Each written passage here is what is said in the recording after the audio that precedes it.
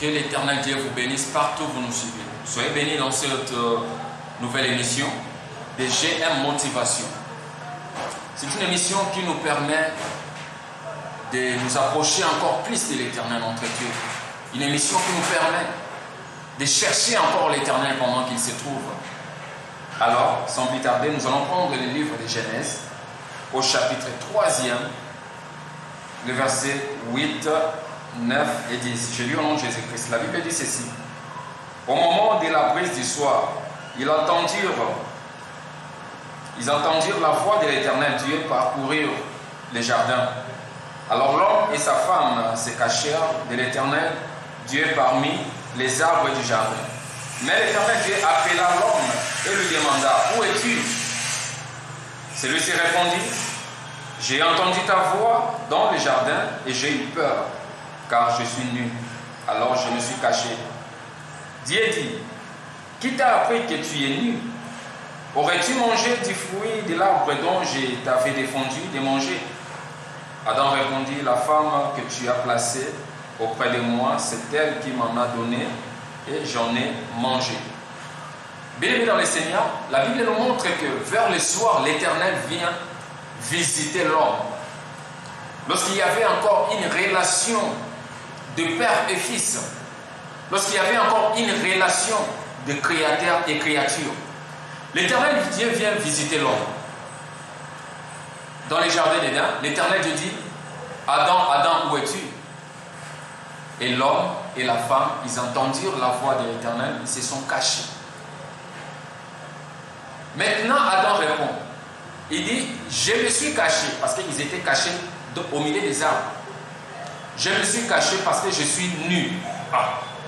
L'Éternel Dieu se pose des questions, mais Adam, pourquoi tu es nu? Qui t'a appris que tu es nu? C'était la toute première fois que Adam puisse prononcer ces mots nu. L'Éternel s'étonne. Qui t'a appris que tu étais nu?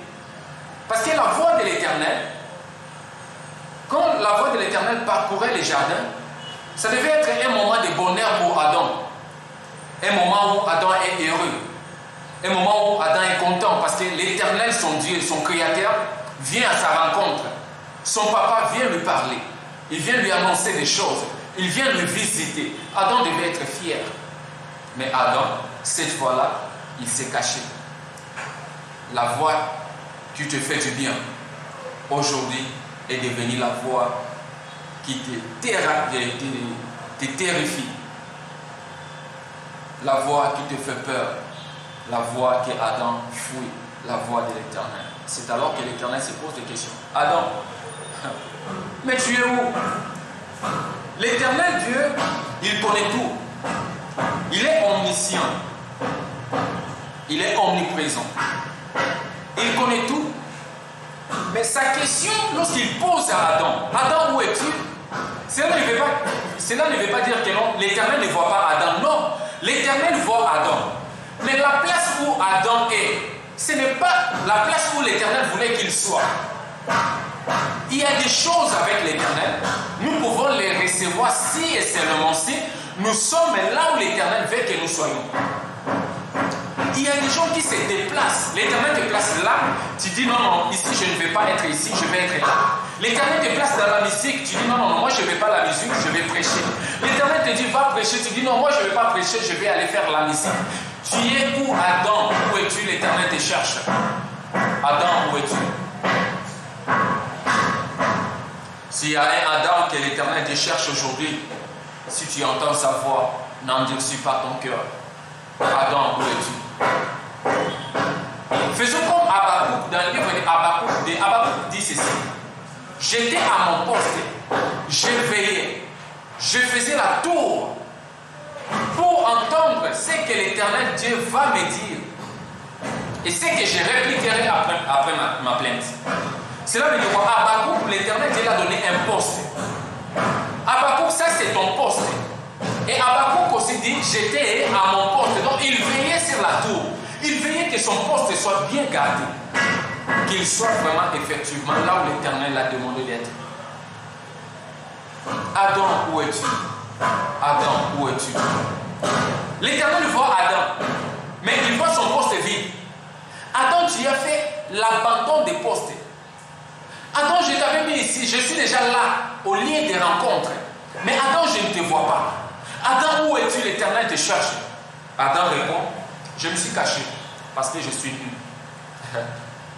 Bien-aimé dans le Seigneur, la crainte de l'Éternel, lorsque tu crains l'Éternel, c'est comme un revêtement spirituel. Donc tu es revêtu de la présence de l'Éternel pendant que tu es en train de les craindre. Adam s'est retrouvé nu.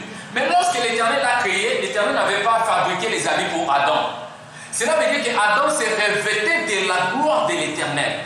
Alors, une fois péché, cette présence de l'Éternel lui a été ôtée. Il s'est retrouvé nu. Lui et sa femme nus. Ils sont devenus des gens qui ont peur de la voix de l'Éternel. Or, la voix de l'Éternel, c'était quelque chose qu'il devait le faire, le plaire en fait. Mais Adam se retrouve nu. Et il se cache. Pourquoi il se cache? Il est nu. L'habit qu'il s'est revêté lui a été ôté. Et la peur lui a envahi, lui et sa femme. Et Adam est devenu nu. Maintenant, qu'est-ce qui se passe? L'Éternel lui pose les questions. Est-ce que tu as touché à l'arbre, au fruit de l'arbre dont je t'ai défendu? Adam, irresponsable, il jette la faute sur sa femme. La femme que tu as mis auprès de moi m'a donné, j'en ai mangé. Non, non, Adam, l'Éternel te pose la question. Toi, homme de Dieu, enfant de Dieu, toi qui as toujours tendance à rejeter des fautes sur les autres, toi qui as toujours tendance à amener des raisons à l'Éternel.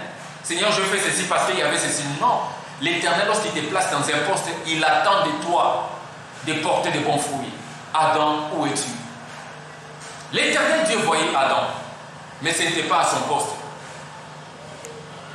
Écoute ce que la Bible déclare. La Bible déclare ceci. Dans le livre de Psaume 91, les versets premiers, la Bible dit ceci. Celui qui demeure sous l'abri du Très-Haut repose à l'ombre du Tout-Puissant. Cela veut dire quoi? Lorsque tu es sous l'abri de Dieu, tu es dans un milieu de repos, tu es en sécurité. Tu es revêtu de la présence de l'Éternel. C'est ce qu'Adam était auparavant. Bien aimé, lorsque vous demandez aux gens qui travaillent dans des réseaux de communication, ils vont vous dire que la scène que nous utilisons est prise en charge par la couverture de ces réseaux-là. Lorsque vous quittez la zone couverte par ces réseaux, lorsqu'on vous appelle, on vous dit votre correspondant est soit éteint, soit hors du périmètre cellulaire. Cela veut dire qu'on ne peut pas vous joindre parce que vous êtes hors du périmètre cellulaire. C'est comme ça qu'Adam, l'Éternel est venu le chercher, mais Adam est sorti hors du périmètre divin. Adam était hors du périmètre divin, il s'était retrouvé nu.